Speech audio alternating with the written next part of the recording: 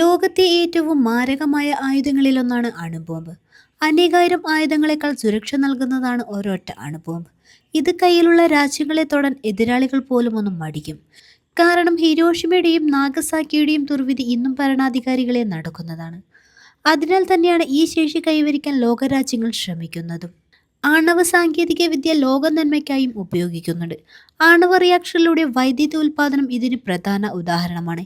എന്നാൽ അതേ സാങ്കേതിക വിദ്യ ബോംബിന്റെ രൂപത്തിൽ സർവനാശത്തിനും ഉപയോഗിക്കാം. അണുബോംബുകൾ പലതരമുണ്ട്. എന്നാൽ അടിസ്ഥാനപരമായി രണ്ട് ഗണത്തിൽ അവയെ ഉൾപ്പെടുത്താം: ഫിഷൻ ബോംബ്, ഫ്യൂഷൻ ബോംബ് എന്നിവയാണ്. അണുവിഘടനം അഥവാ ഭാരമേറിയ അണുകേന്ദ്രം വിഘടിപ്പിക്കുമ്പോൾ പുറത്തുവരുന്ന വൻ ഊർജ്ജം ഉപയോഗിക്കുന്ന ബോംബുകളാണ് ഫിഷൻ ബോംബുകൾ. ഫിഷനിൽ നിന്നും വിപരീതമായി രണ്ട് ചെറിയ അണുകേന്ദ്രങ്ങൾ സംയോജിക്കുമ്പോൾ പുറത്തുവരുന്ന ഊർജ്ജമാണ് ഫ്യൂഷൻ ബോംബുകളിൽ സ്ഫോടനത്തിന് വഴിയൊരുക്കുന്നത്. ഫ്യൂഷൻ ബോംബ് ഹൈഡ്രജൻ ബോംബുകളെന്നും തെർമോന്യൂക്ലിയർ ബോംബുകളെന്നും അറിയപ്പെടുന്നു. ഫിഷൻ ബോംബുകളേക്കാൾ വിനാശകാരികളാണ് ഫ്യൂഷൻ ബോംബുകൾ. ജപ്പാനിൽ ഉപയോഗിച്ച രണ്ട് അണുബോംബുകളും ഫിഷൻ ബോംബുകളായിരുന്നു. യുറേനിയം 235, പ്ലൂട്ടോണിയം 239 എന്നീ ആണവ മൂലകങ്ങളിൽ നിന്നും ഒന്നിൻ്റെ ഐസോടോപ്പുകൾ ഉപയോഗിക്കുന്നവയാണ് ഫിഷൻ ബോംബുകൾ.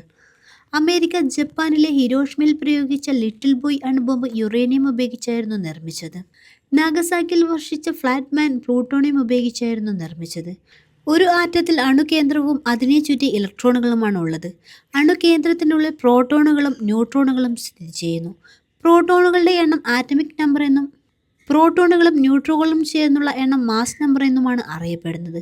ഓരോ ആറ്റമിക് നമ്പറും വ്യത്യസ്തമായ മാസ് നമ്പറുമുള്ള ആറ്റമിക് വകഭേദങ്ങളാണ് ഐസോടോപ്പുകൾ.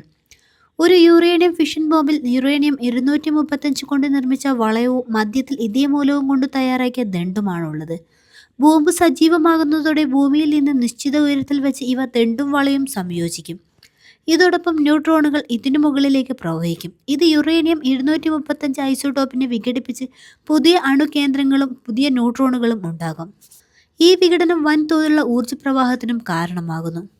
ഇങ്ങനെ രൂപം കൊള്ളുന്ന ന്യൂട്രോണുകൾ മില്ലി സെക്കൻഡുകൾക്കകം തന്നെ കൂടുതൽ യുറേനിയം അണുകേന്ദ്രങ്ങളെ വിഘടിപ്പിക്കുന്നു. ഒരു മാല പോലെ തുടരുന്ന ചെയിൻ റിയാക്ഷൻ എന്നറിയപ്പെടുന്ന ഈ പ്രക്രിയയിൽ സെക്കൻഡുകൾക്കുള്ളിൽ ആയിരക്കണക്കിന് ഡിഗ്രി ചൂടും സാധാരണ അന്തരീക്ഷ മർദ്ദത്തിൻ്റെ 100 കണക്കിന് ഇരട്ടി മർദ്ദവും സൃഷ്ടിക്കപ്പെടുന്നതോടെ വൻ സ്ഫോടനമുണ്ടാകുന്നു. പ്ലൂട്ടോണിയം 239 ബോംബുകൾക്ക് കുറച്ചുകൂടി സങ്കീർണമായ ഘടനയാണ്. പ്ലൂട്ടോണിയം ഐസോടോപ്പിൻ്റെ കേന്ദ്രഭാഗത്ത് മറ്റ് സ്ഫോടക വസ്തുക്കൾ ഉപയോഗിച്ച് മർദ്ദമേൽപ്പിക്കുമ്പോൾ ചെയിൻ റിയാക്ഷൻ ഉണ്ടാകുന്നത്. ഈ രീതിയിൽ നിർമ്മിച്ച യുറേനിയം 235 ബോംബുകൾ ഇപ്പോഴുമുണ്ട്. യുറേനിയം സമ്പുഷ്ടീകരണം ആണവ സാങ്കേതിക വിദ്യയിലെ പ്രധാനപ്പെട്ട ഘടകമാണ്. ഭൂമിയിലെ നിക്ഷേപങ്ങളിൽ നിന്നും ഖനനം ചെയ്താണ് യുറേനിയം എടുക്കുന്നത്. യുറേനിയം 238, യുറേനിയം 235, യുറേനിയം 234 എന്നിങ്ങനെ 3 ഐസോടോപ്പുകളായാണ് പ്രകൃതിയിൽ യുറേനിയം കാണുന്നത്. ഈ ഐസോടോപ്പുകളിലെല്ലാം പ്രോട്ടോണുകളുടെ എണ്ണം 92 ആണ്. എന്നാൽ ന്യൂട്രോണുകൾ യുറേനിയം 235 നിന്നും 143 എണ്ണവും യുറേനിയം 238 146 എണ്ണവും യുറേനിയം 236 142 എണ്ണവുമാണ് ഉള്ളത്. ഈ ചെറിയ വ്യത്യാസം ഇവയുടെ സവിശേഷതകളിൽ വലിയ മാറ്റത്തിന് ഇടവരുത്തുന്നു.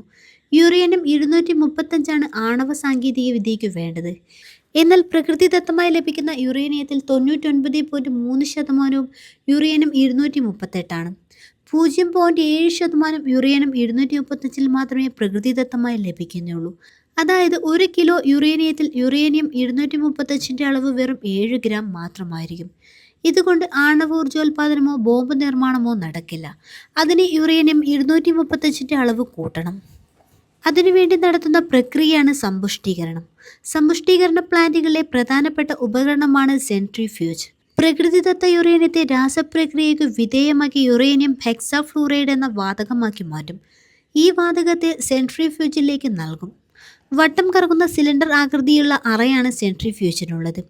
വാതകം ഉള്ളിൽ പ്രവേശിച്ച സെൻട്രിഫ്യൂജിൻ്റെ കറക്കം കാരണം ഭാരമേറിയ യുറേനിയം 238 വശങ്ങളിലേക്കും താരതമ്യേന ഭാരം കുറഞ്ഞ യുറേനിയം 235 മധ്യത്തിലേക്കും വരും. മധ്യത്തിൽ സ്ഥിതി ചെയ്യുന്ന കുഴൽ വഴി യുറേനിയം 235 വേർതിരിച്ചെടുക്കും. വലിയ പ്ലാന്റുകളിൽ 100 കണക്കിന് സെൻട്രിഫ്യൂജുകൾ തമ്മിൽ ബന്ധിപ്പിച്ച് ഒരു ശൃംഖലയായിരിക്കും ഇത്. ഇതിലൂടെ ഉയർന്ന തോതിൽ സമ്പുഷ്ടീകരിച്ച യുറേനിയം ലഭിക്കും. 5% വരെ സമ്പുഷ്ടീകരിച്ച യുറേനിയം 235 മതി ആണവ റിയാക്ടറുകളിലെ ഇന്ധനത്തിന്. എന്നാൽ 90%-ന് മുകളിൽ സമ്പുഷ്ടമായ യുറേനിയം 235 കൊണ്ട് മാത്രമേ അണുബോംബുകൾ നിർമ്മിക്കാൻ കഴിയൂ. ഈ നിലയിലേക്ക് യുറേനിയം സമ്പുഷ്ടീകരിക്കപ്പെടരുത് എന്നാണ് US-ഉം അവരുടെ ചേരി രാഷ്ട്രങ്ങളും ഇറാനോട് ആവശ്യപ്പെടുന്നത്. അത് കണക്കിലെടുക്കാതെ 90% സമ്പുഷ്ടമായ യുറേനിയം ഇറാൻ തയ്യാറാക്കിയെന്ന വാർത്തകൾക്കിടെയാണ് ഇസ്രായേൽ അവരുടെ ആണവ കേന്ദ്രങ്ങൾ ആക്രമിച്ചത്.